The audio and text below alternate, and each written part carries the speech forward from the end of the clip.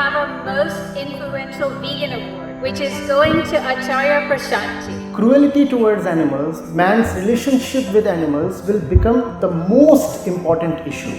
Meat consumption is the largest or the second largest contributor to climate change. They are just breaking out. To say that the levels are at an all-time high would be an understatement. Average anxiety levels that a youngster faces today exceed those of troops in the Second World War.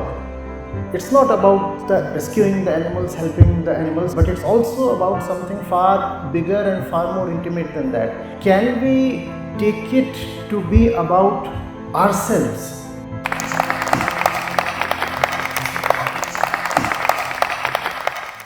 I'm Darius, and today I have two of my favorite people on a Zoom call from both ends of the world. In the US, there's Ingrid Newkirk, who's founded PETA. And in India, we have Acharya Prashant, who's founded the Prashant Advait Foundation. And both these foundations have done very remarkable work. So PETA is today the largest organization that fights to protect animals, and this is true protection of animals. It's not the kind of protection of animals that just says, I love animals, but I eat them as well. And the Prashant Advait Foundation in India has done remarkable work, not only in the field of veganism, but also with women's rights and socio-spiritual awakening.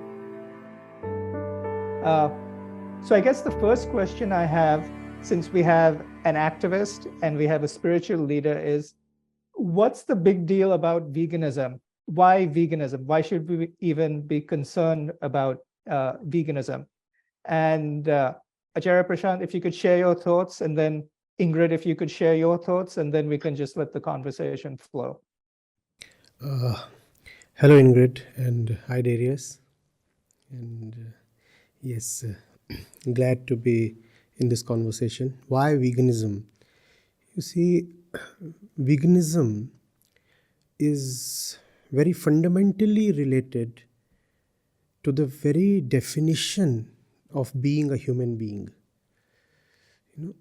I'm going to the extent of saying that we have animals, we have so many species of all kinds of beings, and then there are the Homo sapiens sapiens. So veganism is in one sense the qualifier. That's what makes human beings into a species that is fundamentally different from others. Now, how is that? You see, when you are an animal or any other life form, a tree or something, or an insect, a bird, your entire constitution, your life, is dictated by your biological programming. So you are configured and constrained to eat as per your biological design, to decide, choose, move, eat, sleep, mate, just as you have been configured by evolution, by biology, by your body.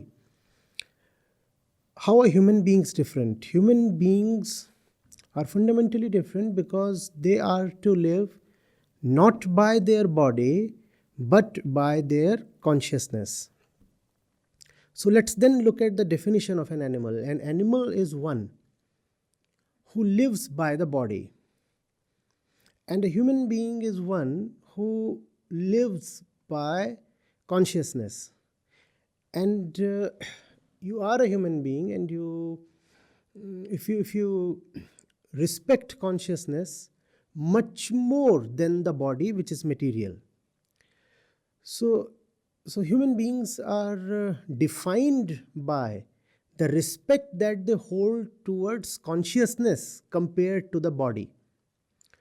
So we are not obliged to do something just because we can biologically do it. So for example, a lot of people say that because we can digest meat and because we have certain teeth that are supposed to be useful in cutting meat.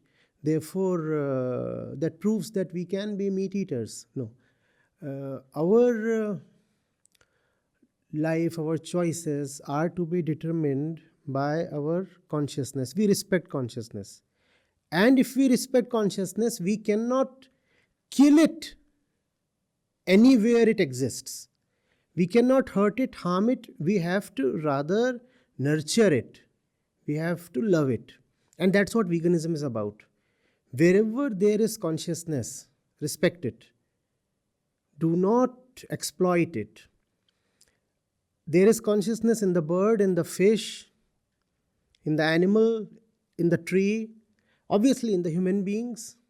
Respect that consciousness. When you are slaughtering an animal for food or medicine or leather or whatever, or fun, or just even exploiting it or hurting it, then you are valuing body over consciousness. And if you value body more than consciousness, then you are not a human being at all. Therefore, veganism to me is very central to the very definition of a human being. I'll go so far as to say, if you're not a vegan, you don't qualify to be called a human being. And that's not a dogma. I'm coming from a very logical, well thought out position. So that's what veganism is to me, essential humanity. I agree with so much of what you've said, and I wanted to also thank you for all the work that your foundation has done, because one of the things about veganism to me is that it's against all violence, it's against all exploitation, it's against all harming and prejudice and all these bad things that human beings seem to fall into. And so you have done wonderful things that have affected many different species, including human women. So thank you for all that. I do believe there is a principle that should be followed, and that is that we don't want to be discriminating and exploiting and harming and hurting anyone. It doesn't really matter what color they are, what age they are, what gender they are, what species they are.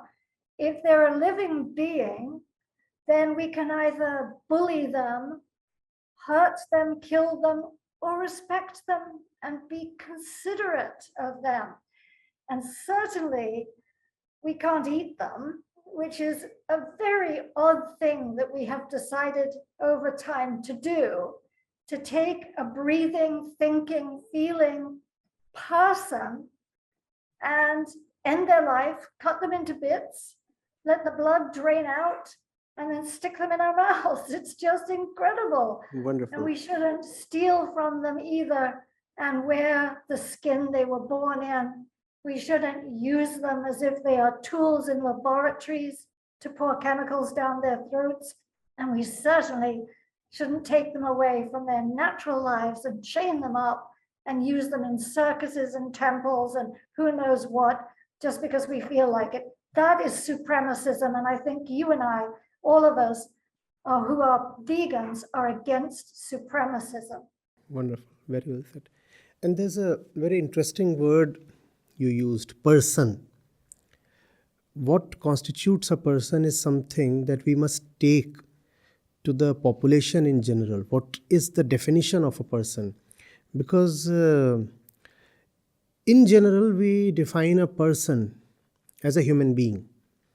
If you are a human male, a human female, you qualify to be called a person. But if I call a parrot a person, that would sound weird to a few, cute to a few others, but normal to very few. So a person, if we could see that a person is defined not by his or her body or the species, but by the mere presence of consciousness.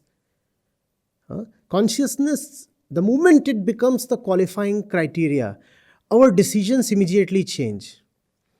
But for that, first of all, we need to have a certain love and respect for consciousness, and that's the reason this little foundation here.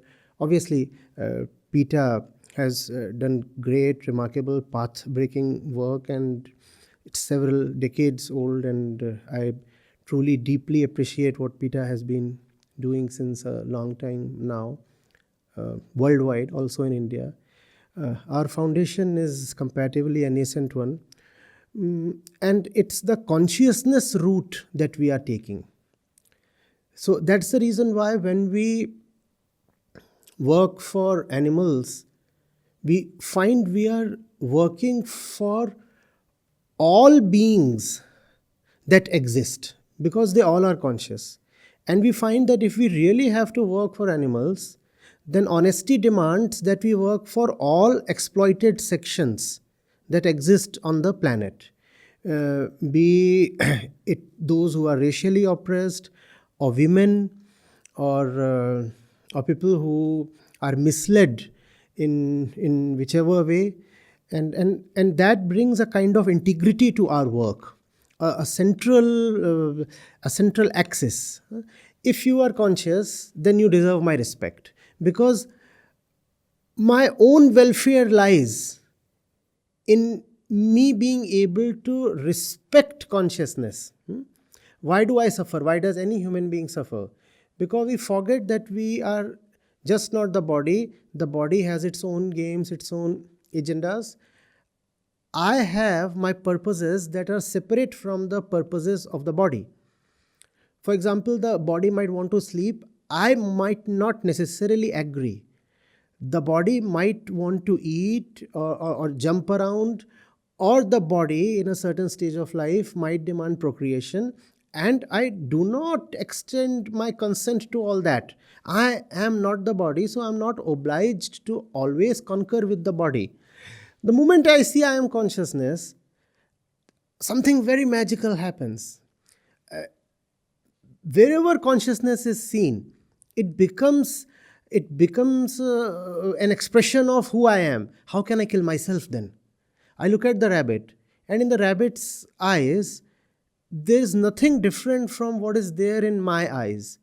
All right, the shine might be different, the form might be different, but the essential characteristic is the same. I do not want to die. The consciousness here says, well, there is more to explore, more to achieve. Probably there is something called liberation that is still left. So there is a certain hunger in my eyes. I see a certain hunger in the rabbit's eyes as well.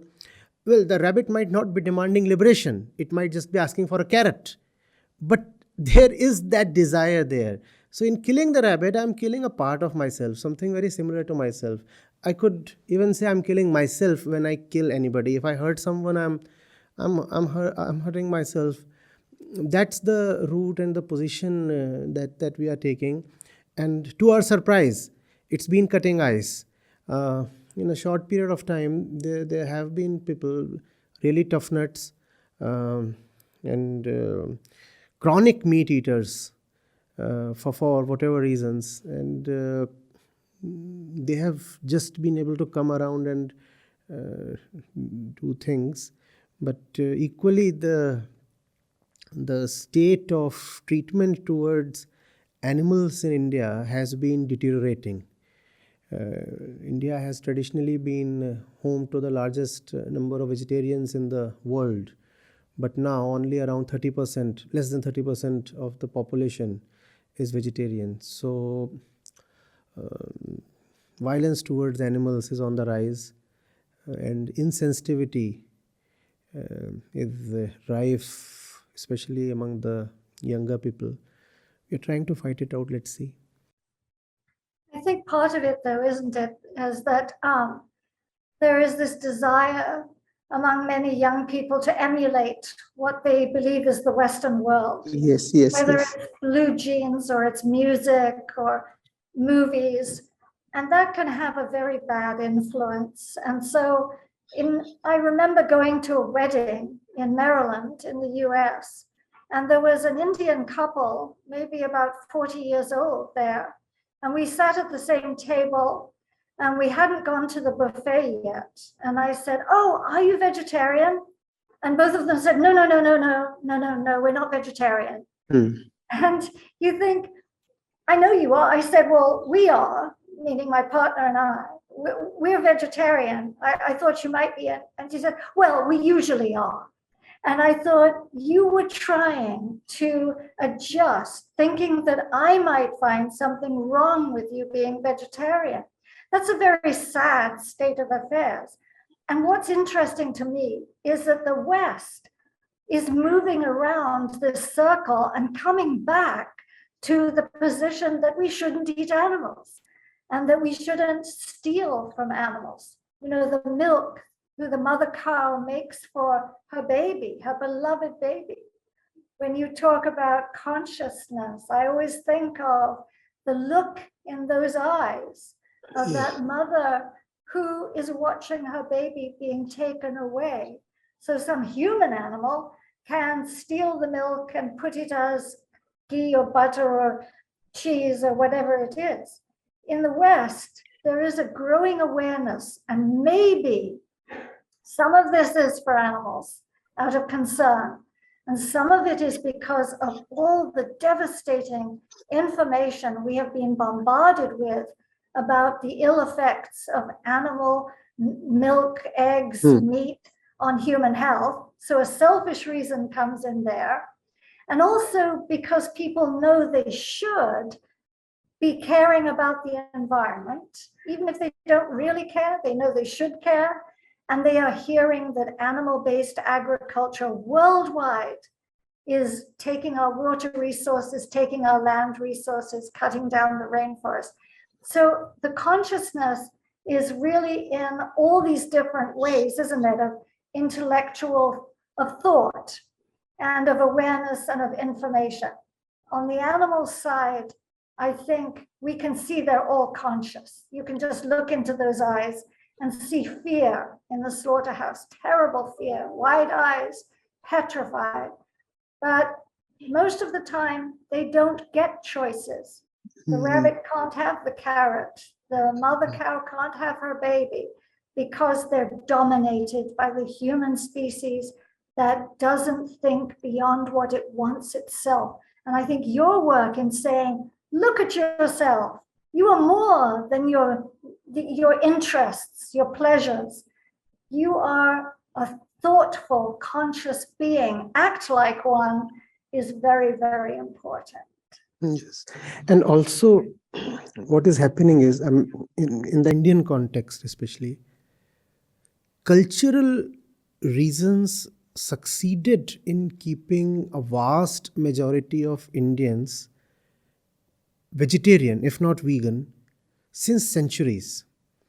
Compared to other parts of the world, cruelty towards animals or other life forms in India was lesser.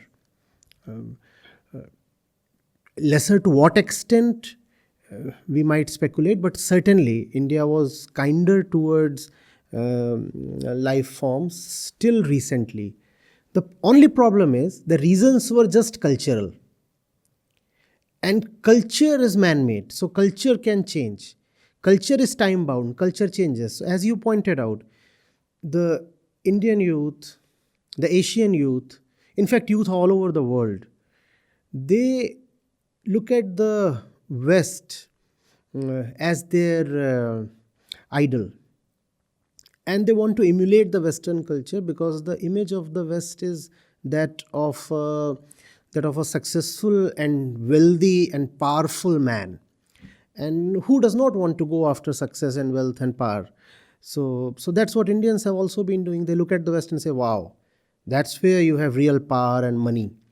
So they emulate the culture also, and that's where the cultural reasons meet their limits.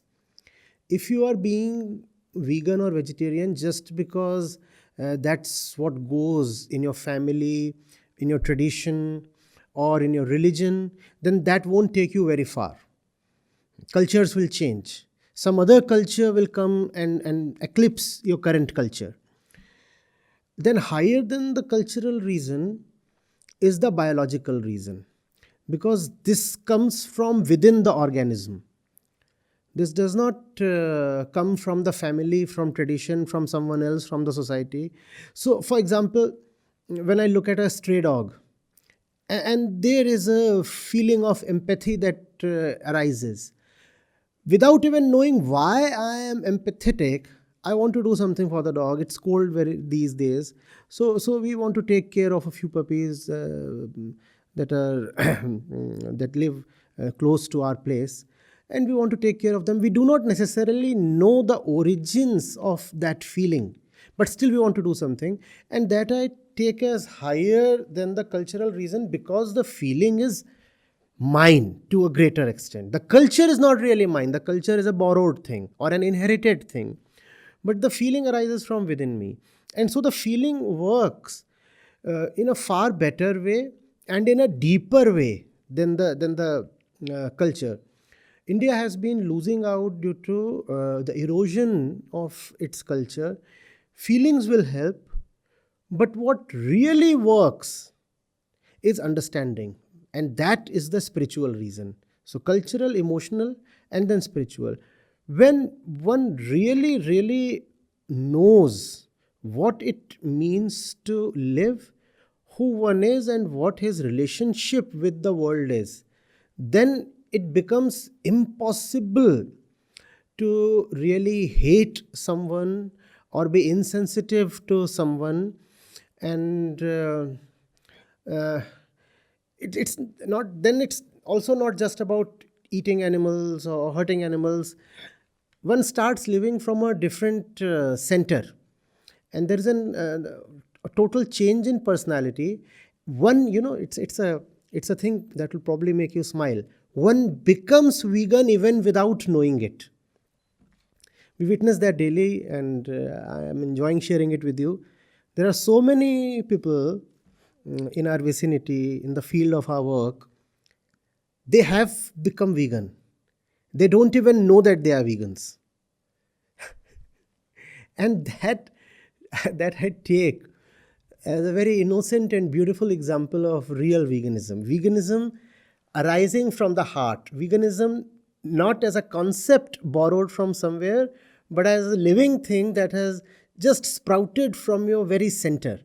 You have come to realize what the curd is made of and where it comes from. You have just seen those things, and now you just can't do it. It's impossible. Even if you want to, you can't do it. I have seen instances. We had a long period of lockdown here at the time of COVID-19, 2020, a few months in 21 as well. So there were patches in which even medicines were not available. So we had a couple of cases in the foundation. Their B12 levels went down. And that happens. Once every few months it happens that you get yourself checked and find that B12 is borderline. So we just take organic supplements and they are very easily available, and you take the supplement for a month and you are okay. Because of the lockdown, even the supplements are not available. It didn't even occur to people to consume dairy or anything because the supplements are not available. They didn't declare it, but that's what they were de facto saying. We would rather die than hurt someone. They didn't make it dramatic and announce it in so many words. It remained subtle. But if you look at it, that's what they were practically saying. Let the B12 levels dip if they have to. We would prefer to go, but we just cannot bear hurting someone anymore. That's the magic of spiritual veganism. And I think the world will have to come around to that. You talked of environmental influences, you talked of climate change. All these things, to me, they go together. Climate action, protection of species going extinct, antinatalism, minimalism, veganism, these go together. And if the planet is to be saved, there is no option except the bundle of these five. And at the center of these five, to me, lies spirituality, and that's the route we are taking. Success has been mixed. It's just that the reach has to greatly increase. We have been pretty successful in the territory we have been able to cover. The problem is that we have not been able to cover a huge territory. First of all, we are limited to India. Secondly, even in India, because we are relatively nascent, so our reach is still limited compared to the work that needs to be done. I think we are per month we are reaching out to no less than 40 to 50 million people, but much more needs to be done. Otherwise, the very existence of the planet, I do not see how far we are going. I think everything we do is vital, and you never know what's going to work. Yeah. Because everybody is affected in a different way. Some people care about one thing, some people don't care about that, but they care about something else. So our approach is a scattershot approach. We'll try humor, we'll try seriousness, we'll try shock. And by shock, I mean we show reality. It's not that we invent this, as we show the photographs and the videos of what actually happens, and that is a shock. I think one of the US presidents once said, people are attacking me for what I say. He said, all I do is I tell the truth, and that is people are so shocked by it that they attack me. But I think we have to be vigorous. We have to never be timid, never hold back, and never think that changing ourselves is enough. And I think that's what the foundation is so good at, because you say it's not about me, it's not about my family, it's not about, it's about everybody. Most of us, and I speak for myself, no matter how vegan we are, we've done so many things from the time we were born that hurt animals and hurt others. That's true. That we can never make up for it. I can think back to many things that I'm ashamed of now and had no idea at the time. When I was in India, I always said to my mother, I want to ride the Tonga. I never wanted to take my bicycle. I wanted to have the horse because I loved horses, and didn't realize how I was putting that poor animal through this strain for my amusement. I think we all have this baggage. And so it's not enough for us to stop eating and wearing and using animals. We have an obligation to undo some of the bad that we've done. Yes. And to go out and share what we have learned with other people. There's a saying about, who opened your eyes? And I think our obligation is to open as many hearts and minds and eyes as we possibly can. So we create this enormous force, and people should not be hesitant about that. Why are people scared to talk to other people about being vegan? What is that about? You see, it's a question of what one values. I've thought over it a little, tried to examine it. What is it that I value? Do I value the appreciation of the other, the approval of the other, the things that flow to me if I just toe the line of the other? Or do I value love? Do I value compassion? Because of course, obviously there are benefits that come from not speaking up, not coming out. I might be a vegan, but I keep that to myself, and I allow myself a moral green card. I have done well. I am a vegan. I am not hurting anybody. What do I do if my neighbors are all very violent people? I have not caused that. I can do all that. all that stops when I say that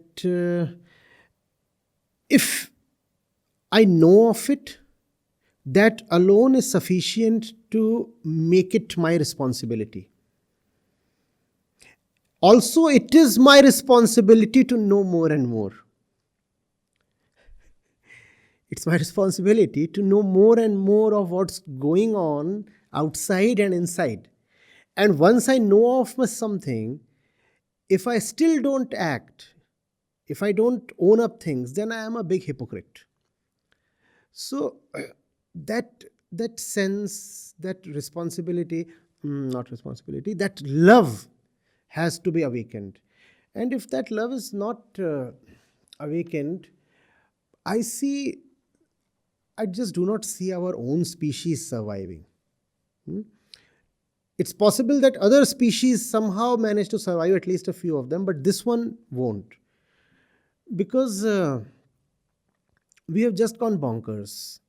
The way we are consuming, we just cannot afford the level of consumption that we have, along with the levels of populations that we have.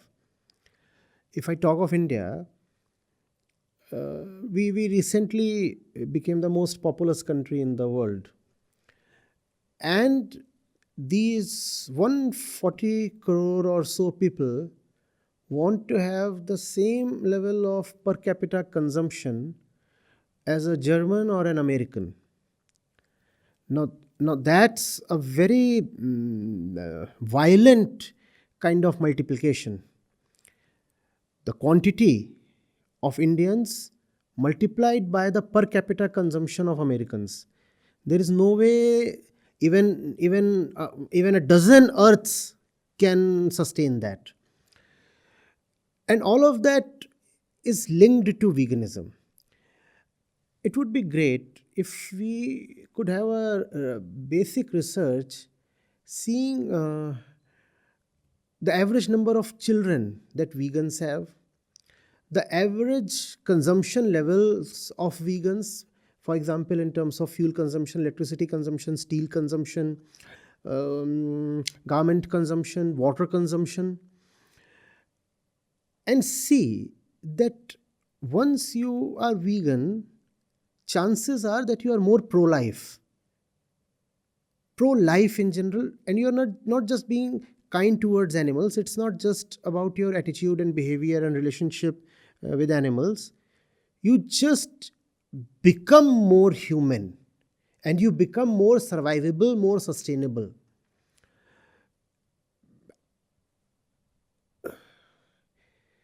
I could go on and say we could talk of terrorism, we could talk of sectarianism, totalitarianism, all kinds of bad things and isms that are plaguing us today, and figure out a relationship how the solution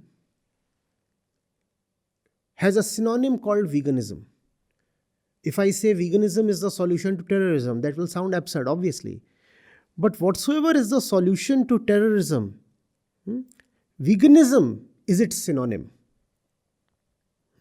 So these have to go together. If you are with the planet, if you are with everybody who is on this planet, if you are with basic sense, basic sensibility, with consciousness, you have to be a vegan. And you cannot be a vegan and say, I have 4 kids.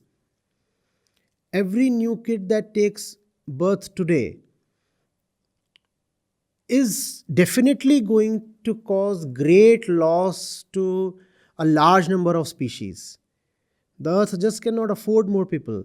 So veganism has to go hand in hand with antinatalism. You cannot be a vegan couple and say we want to have lots of kids. That's like indirectly killing so many animals. And several other choices as well. You cannot be a vegan, for example, and be full of hatred towards human beings. Because sooner than later, if you are hateful, that hatred will spill over to animals and birds and fish as well. It would already be there, and just that you don't know. I consume a lot of steel, for example. I want a mansion for myself. And we all know where steel comes from. We all know the relationship of steel with flowing water bodies. You cannot be a vegan and still be a huge fan of palaces and mansions and brick and mortar and say, I want the biggest house possible on this planet. That's not veganism. So veganism in that sense, probably the time has come to give it a broader definition with a more clearly defined center, and that might just help more people to relate with it and understand what's going on. Otherwise, still, at least that's the scene in India, people think of veganism as something to do with food. If you don't eat something, you are vegan. Vegans are those who exclude certain food items from their diet. Now, that's such a restrictive definition of veganism.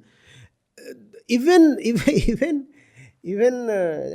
as you would say, dyed in the wool vegans, they would talk of veganism as diet and clothes. And maybe attitude towards animals. Okay, I find a stray dog limping, I give it some medical care, so I am a vegan. No, that to me, that's a bit narrow. I'm sure you too have been thinking about it and would throw some light on it. But to me, that's very restrictive, and also that limits its appeal. And also that's what makes people less empowered. You talked of hesitation that people feel in coming out, the vigor that they lack. Probably this is why. If I can see that my friend over here, if he is not vegan, he cannot be a proper human being, then I'll be impelled to do something about it if I have any kind of relationship with him. But if I say, he is already a nice man, just that he eats meat, just that he loves his coffee, milk coffee, but otherwise he's a great man, then I don't know how I'll be incentivized to again and again question him, poke him, probe him. I will feel no incentive. I need to be told that if he is not vegan, there is something very essential missing in his humanness. Something very essential. And if it's essential, then he is not even human. If the very essence is missing, how are you even human then? Now, that's what will really rankle me up and push me towards constructive or disruptive, whatever kind of action. And a lot of times, even disruptive action is needed. The videos that PETA makes, we have made good use of them. And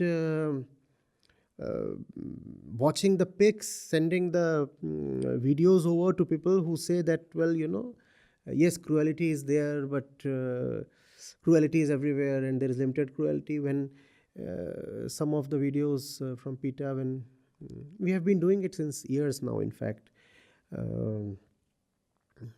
I came across some of the activism that you have personally undertaken and those pics, and yes, as you said, they are disruptive and people need to be shocked, and that's what makes them think. Otherwise, we are just too well adjusted in our existing ways. We feel all is okay.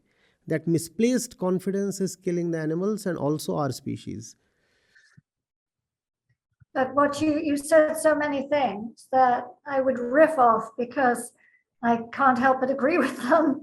And I think most interesting to me is that while India is perhaps departing from this wonderful concept of ahimsa, I mean, there can be nothing better. A true vegan means ahimsa in its proper meaning, because as you say, it's not just about this dog or this food or this jacket, or it's about an understanding of nonviolence. It's an understanding of respect. It's an understanding of consideration. It's about love, if you will. I mean, you don't have to love, but you have to be considerate and respectful. Recently, when we were talking about people being afraid to say something when they really must, everything depends on people speaking out. And you never know what's going to stick and what isn't going to stick. What you know is if you say nothing, nothing is going to stick. So recently I was in Mumbai just for a little while, and I did a demonstration by taking a public shower.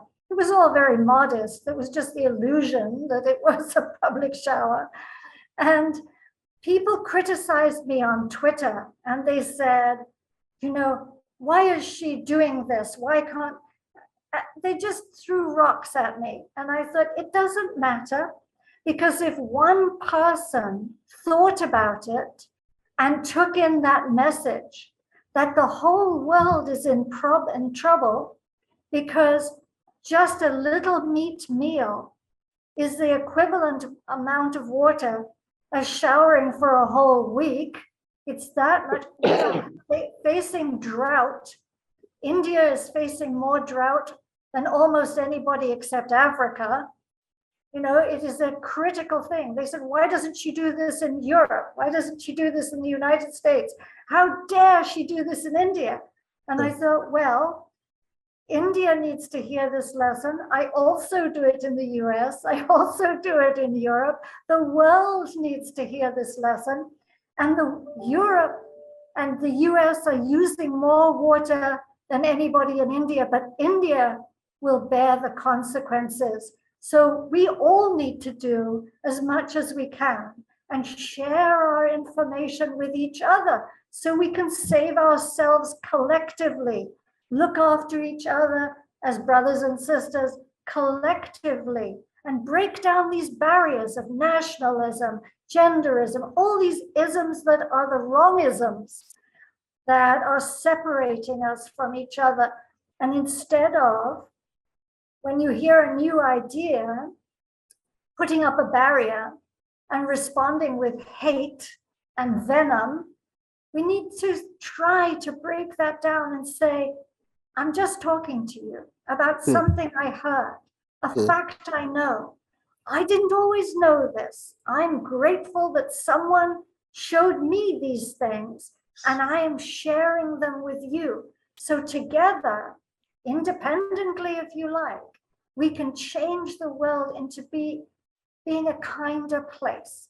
As someone once said, a famous person whose name I can never get right, said there are three things in life that are important.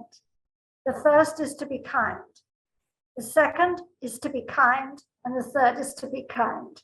And if you are kind, that's really all you ever need to do to get through life as a decent person. I honestly believe that. Perhaps you do too. No, I'm first of all not just glad but actually grateful that you did that in India, in Bombay. India needs disruptive activism of the kind you espouse, and I really wish that you and PETA do much more of that, irrespective of the criticism or even hate that comes your way. I'm sure all of us are strong enough to take that for the sake of several little beings and big beings and human beings. So I'm sure we'll happily take that. And yes, things are going downhill in India. Hate and intolerance and dogmatism of all kinds, and I'm sure you know about all of that. So all that is going hand in hand. Why are you telling this to us? Go and tell this to the Europeans and the Americans. Or why are you telling this to the Hindus? Go and tell the same thing to the Muslims. Or why are you saying these things on our festivals? Go and tell this to the other community on their festival. So these things are happening.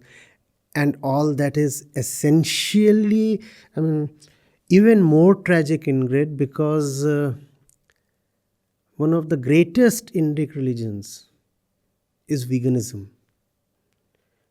You know, another name for Jainism is veganism. And that's not me saying that. You visit a Jain scholar and he would very gladly say that the Jain philosophy and the Jain code of conduct is just so close to veganism. And Jainism, it is so old that just as a thought, as a stream of thought, it is believed to be older than even Hinduism. And Hinduism in itself is a very, very old religion. So India is that kind of land where spirituality meant ahimsa. Wisdom meant non-violence. There is no name that can be used to sum up all spirituality better than the name ahimsa. And all kinds of unfortunate things are now happening in India. Chicken consumption is India is the fastest growing market for chicken consumption now, and hearts should bleed on hearing this kind of a statistic when there are many countries where actually chicken consumption or pork or meat that's going down. India, of all places, is where it is rising. So that's extremely unfortunate, and yes, it's inevitable that in the coming years PETA will have to focus more and more energy on India, because this is where action is needed more and more. You very rightly put that the West is coming a full circle now, 360 degree. They are coming to realize that plant-based diets are superior when it comes to health, that vegan lifestyle is far better when it comes to mental health. They are seeing all those things, but India is going in some other direction. So a lot of things need to be done here. Now this was the tragic part of the thing. The encouraging part of the thing is India already has a fertile soil when it comes to non-violence. Even the most violent person here at least conceptually knows that he is doing a wrong thing and that he is a sinner. Even if you kill an ant, you have done something you shouldn't have done. That Indians instinctively know. It's in the air. It's in the soil. We know that. Just that we know that as a concept. We know that as a thing of culture. We don't understand where it is coming from. So when I said that 5 things go together, and I don't know, 4 or 5, antinatalism, minimalism, veganism, this, another thing that can be very importantly added to this is revival of true religiosity. Now, I don't know how that would sound to you, but that should not sound very weird when you consider that I said that Jainism is de facto veganism. And the ahimsa core of Jainism is something it shares with Hinduism and Buddhism. So, if the true essence of religiosity can be invoked, that would go a long distance towards making veganism easier. And when I say religion, I obviously do not mean the organized kind of religion in which the church, the temples, the priests, they become dominant and codes of conduct are enforced. Of course, I hope I am not invoking the Taliban in your mind. I'm not talking of that kind of religiosity. I'm talking of, essential spirituality. Huh? The search for one's own existence, one's own identity. Who am I? Why do I exist? Those kinds of questions, more philosophical than ritualistic, more inquiry based than dogmatic. Uh, so if the moment that comes, especially in India, if people can see what the essence of religion is, for example, what Vedanta says. Now, Advait Vedant is the crown jewel among all Indian philosophies. And Advait is a word that I repeatedly tell my readers and listeners. Advait is a word that can be very, very correctly translated as ahimsa. Non duality and non violence are much the same thing. But only if we could have the right definition of duality and violence. As long as we just go by social culture and popular definitions, violence is when you hurt the other.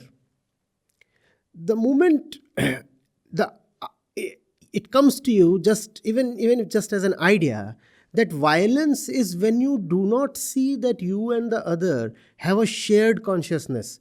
Violence is when you create an otherness with the other, when you make the other as an entity totally separate from you. That's when violence starts. And that when those things start happening, veganism just blooms like a wildflower, unplanted. Nobody planted it, nobody nurtured it, nobody seeded it, nobody put the fertilizers or anything. It just happens. It just happens. And humbly, I would like to say, we have seen modest success. The proportion of people who are associated with us turning vegan is very high. It's just that we need more and more people to whom message can reach. But once the message reaches, the probability that the person will turn vegan is unimaginably high. I won't say 80% or 100%, but very high. I won't be surprised if it's close to 20-25%. So, and turning a vegan in India is made difficult by the doodh dahi culture, especially in North India. So if we find that out of every five people who get to be associated with us for a significant period, at least one is turning vegan, I feel encouraged, and I just want to just push the accelerator, go for vigorous action, as you said, and make the message reach as many people as possible. We don't have time. We just don't have time. So it has to be swift. I was curious that you raised Jainism, because when I was in school, all the children were always asked, what would you like to be when you grow up? And they would say a ballerina, an astronaut. And I would say, I want to be a Jain, because I always thought the values of Jainism were so wonderful. I do go sometimes before the pandemic to give talks at Jain conferences, Jaina in US. And I feel now, since Guru Chitrabhanuji has died, that it's my obligation, again, there's that word, my responsibility, to do all I can to ask Jains particularly to be true to ahimsa, because at the conferences, it's the dude culture that comes to the fore again, and you see long lines for the creamy desserts and the milky this, that, and the other, and very short lines for the vegan food. And I think, come on now, all of us have religious values or values, ethical values that we say we believe in. Now we have to be strong and curb these carnal instincts that we have, these bodily desires that we have, because they pass. You eat something, you're full. You don't then say, oh, I wish I had had such and such. You're full. So at these conferences, I'm always saying, come on, look at the mother cow, look at the baby, who sometimes they take away and stuff, they kill, they stuff, they let him starve. They don't do it with their own hands, but they do. And stuff him with straw and put him near his mother so the mother thinks she's making milk for this dead child. Look, we cannot, for a moment on your lips, you cannot allow this to happen. So those values of religion, of ethics, of morals, of showing, as you say, that we are more than bodily functions. We are Yes. a thinking, feeling, sentient being with things we can do to make the world a better place. I think Christian, Buddhist, Jain, Hindu, it doesn't matter.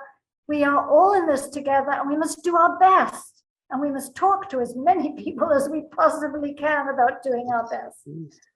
Especially in India, if you can have a dialogue with Jain scholars, serious Vedantis, and Buddhist leaders, I'm so sure that they'll easily lend their support, and veganism actually is at the forefront of ethics. It is at the forefront of ethics, and the problem that veganism is tackling is essentially a philosophical problem, even a religious problem. What is man's relationship with the universe, with the sentient universe? What is a human being's relationship with the sentient universe? It's a question. It's a very important question in philosophy that veganism is very successfully answering. So if we engage with streams that have a philosophical base, like Vedanta, like Buddhism, like Jainism, surely the scholars would be willing to come on board and help raise awareness.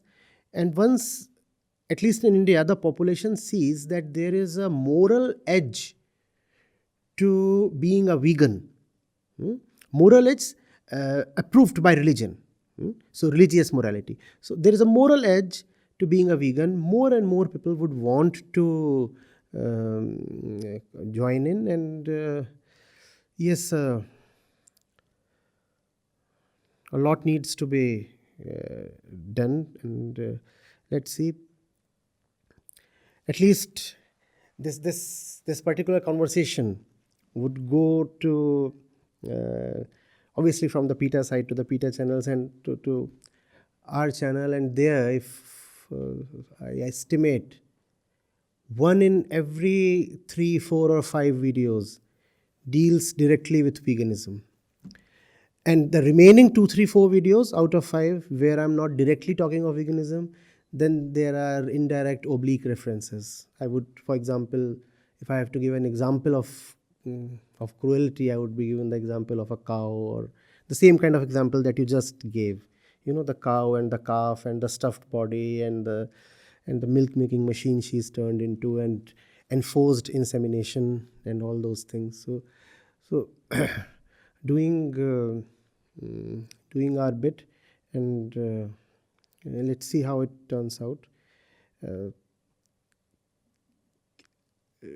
The religious angle, just one last bit from my side because it just occurred to me. I thought I would add it. The religious angle is all the more important when you have an uphill climb like this one. So in the Bhagavad Gita, Sri Krishna, his central philosophy is Nishkam Karma. Do the right thing and don't think of the consequences. So 2 things. 1, do only the right thing. To the best of your ability, find out what is selflessly right. So figure it out and then plunge yourself into it. And then don't be too bothered about the consequences. So when you have taken up a mission like veganism, like PETA, I think the philosophy of Krishna becomes really indispensable. Absolutely. Thank you so much. Thank you so much, Ingrid. My pleasure. thank you both for this very wonderful session. I think it could have gone on for a lot longer, and I think there are lots of avenues where we could regroup and have the discussion again. I heard the Jaina conference, I heard Vedanta, I heard disruption, lots of good things. So let's keep this going, and thank you both for being such powerful champions and fighters, not only for veganism, but as we've found out, veganism is the underpinning for just being a decent, compassionate human being. Thank you both. Thank you. Thank you.